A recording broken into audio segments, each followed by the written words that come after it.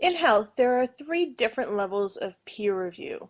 Peer review, at the very basic, is a process where experts are editing experts and their research. It's not just a simple grammar, spelling, fact-checking review.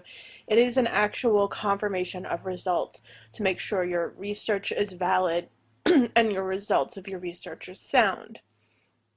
Every journal in academia has what they call a peer review board, and it's a variety of experts in the field who might review an article to decide if it gets published or not.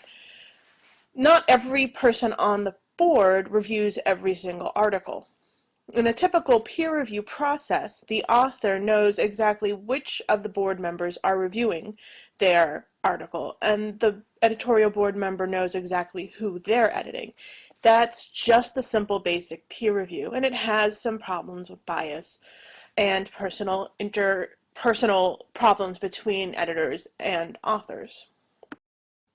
To solve some of those problems, because health deals with such important issues like curing cancer, the health community has created various levels of peer review to help deal with those biases that we just can't seem to get over.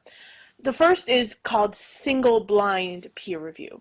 And what that means is the author has an idea of who on the board is reviewing them, but the board members don't know who they're reviewing, so the author is kept private. This means that the journal review board members can't decide not to publish based on what they know about the author. They have to judge it based on the research in front of them. The third level is called double-blind peer review, and this takes care of some bias in the author's direction. In this case, nobody knows who anybody is. The article's author does not know who on the board is going to be reviewing them at all. On the other side, the board members have no idea who they're reviewing, so it deals with any problems of authors going to board members and pretty much kissing their butts to get themselves published, or skewing the data to satisfy what they know about the journal article's reviewers.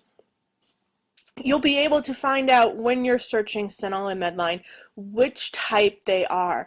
If it is a double-blind peer review, it'll tell you that. If it's a single-blind peer review, it will tell you that as well.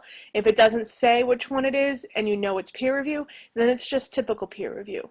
Keep in mind, they're different types of peer review processes, but all typically support valid research.